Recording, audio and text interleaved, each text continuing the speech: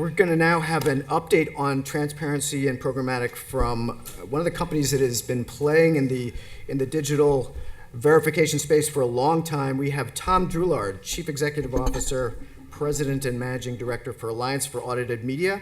And he's going to share how they're working with the industry to address online fraud, non-human traffic, viewability, and cross-media measurement. Everybody, please welcome Tom Drouillard.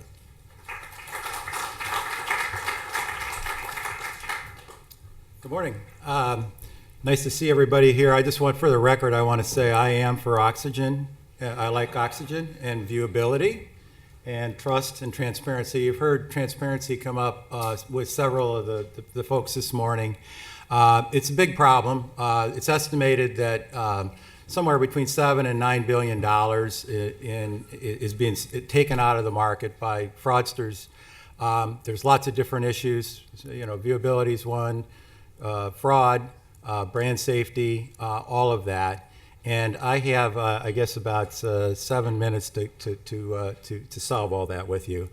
Let me start out first with, if you're not familiar with the Alliance for Audited Media, we were formed as a nonprofit organization by the Association of National Advertisers 101 years ago, and back then, there were these same issues were going on. There was no transparency, the numbers that in the print market that people use, there was no comparability in it. There were no standards and no auditing.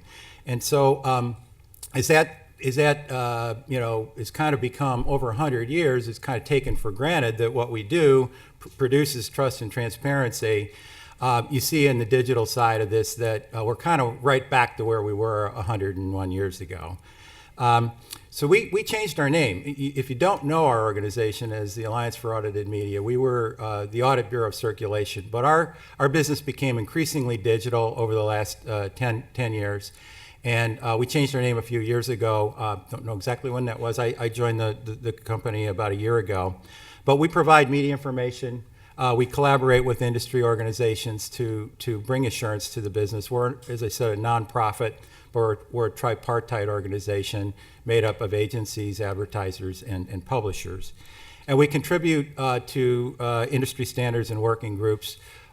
We actually are those people that join some of those discussions that George invited everybody to, whether you're employed or not.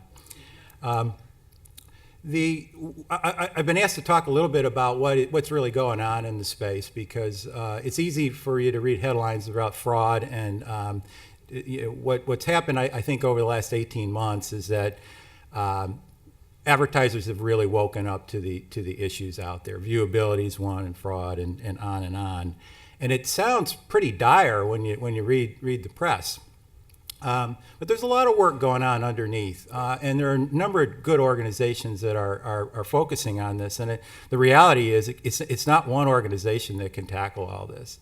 It's really a number of us that are doing different things and attacking different parts of the problem. And it's also tech, vendors like Jonah's company that help attack the problem too. But I'm going to talk about some of the industry organizations that are doing this. So first is MRC. We work with MRC. One of the things that the MRC has mandated recently is a new requirement that if you are a new company that is wants to be accredited by MRC, you have to go through a pre-audit. And the reason for that is to really smooth out the process for the company that's trying to do it, make it easier, and do it in a very cost-effective way. So we do that sort of work. We're not the only people that do it, but we do that sort of work. And so if you are a company that is thinking about being accredited by MRC, you would have to do that sort of work now. And it is good. It's a good thing, I think. It actually lowers the cost overall for the company and helps them. Basically, we go in and we say, here are the things that you need to do to pass your audit and work on these things, or you're ready to pass your audit, but we go in and do that sort of work. Some of our clients are Facebook, current clients are Facebook, Rocket Fuel, clients like that. So those are not the clients you usually associate with AAM. You think about big publishing companies, and we have 4,000 companies that clients that we do our traditional work for, but we do a lot of work for big digital clients today. Here's some of the other clients that we have. We also just work with clients on an individual basis so that if they are producing metrics, they know that those metrics are valid. So we can certify to IAB standards, or we can just certify to internal metrics that people are trying to know that, when they're looking at reports, that those numbers are correct. We just finished an engagement for Alibaba. Hearst gave us this nice venue today. We do work with them. A number of different companies, Yahoo, and on and on.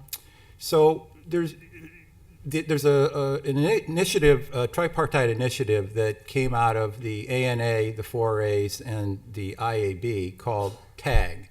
And I'm going to talk about a couple of things that are going on in regards to TAG, because this is something that I think is maybe new to some of you. But TAG is called the Trustworthy Accountability Group. And it's a group that's been formed out of those three organizations and funded by that. We are working with them to do a couple of things that I think might be of interest to all of you. First, there was a program out of IAB that was called the Quality Assurance Guidelines Program. And this was a program where publishers would choose to be part of the program. And then there was disclosures between buyers and sellers about traffic and those sorts of things. But it's completely voluntary. And the biggest problem with trust really is transparency. There's no, we're not transparent in the digital world at all today. And we're moving towards that because we have to. But as that's what this is all about, is that guideline, the Quality Assurance Guideline, has turned into a new name, new inventory quality guidelines, and those are going to come out in 2016. But this is a focus on transparency, and very simply, it's about having sellers know what ads are going to run on their sites, so that they're appropriate advertising running on sites, and buyers knowing where their ads are running, and the disclosure between that. And there's a lot more to it than that, but that's what we're going to get in a 7-minute period here. But it transitions from a self-certification, so a publisher saying, yes, we did all these things and signing, to being third-party audited. So this increases the transparency between buyers and sellers. It's audited by a third party, and it starts to put the discipline into the digital side that we have in really every other medium that is bought today. A second, I should say that those guidelines are out. I think they're out for review right now, or close to being out to review. Our folks helped write those.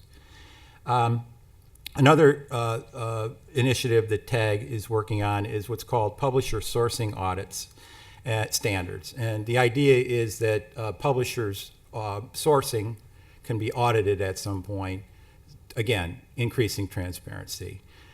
So this is, focused on legitimate traffic sources, minimizing the risk of low quality traffic, and maintaining publishers' premium rates, hopefully, and good reputation. What does this mean for magazine? What should you do? Well, if you want to maintain your premium brand, I would suggest that you show your commitment towards transparency. Use all the arrows in your quiver that are available to be in your quiver today to show transparency.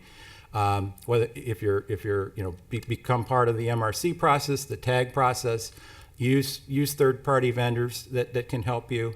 But know your internal systems, know where your traffic, what your traffic sources are. Really you have to be in control of your own destiny. And lastly, just watch out for new TAG and new guidelines, and keep abreast of this, and keep coming to these sorts of things where you can learn about all of this. But the TAG guidelines will be in place. The plan is to have that in 2016 and have those programs up and running. So that's just a quick overview. We have some white papers if you want to pull them off our system. Some things you can do to help you, transact in a safer digital ecosystem. And I don't know if we have time for questions or. George, yeah. Tom, could you spend a minute just telling people about AAM's role in validating the industry lists, like the IAB spiders and box list, and how that's going to grow? Sure. Yeah, so, Those are the key player in that. right. So, George, I'll restate the question. George asked for us to talk a little bit about our role in terms of kind of being at the center of communicating the spiders and bots list, I guess, is what you're asking about, right? And then how that expands. Yeah, it's going to grow. So we actually work with IAB, and if you use the spiders and bots list to filter out spiders and bots out of your sites, you get that information from us. So we do that for everybody in the industry. And George is asking how that is going to grow. Well, we're still working with TAG on this, but one of the central features of TAG, again, is that everybody that is an honest player in the ecosystem becomes a member of TAG. And that while this is not fully baked yet, so I want to say that, but the idea that you sign up and you get vetted so that you're a real company. And when you plug into a programmatic platform, it's a real company that's if you're part of TAG. And the whole idea is at some point, advertisers can choose to go through a network that has everybody that's TAG certified, or they can go to someone else. They can go either way. But they know that if they're not in a network that's TAG certified, that the players aren't all TAG certified, that they're taking a risk. And so conceptually, that's where that's going right now. There's still a lot of work to do on that, and but that's where that's going right now, George. Yeah. Great. We've got to jump to our Okay, next great. session. Thank you.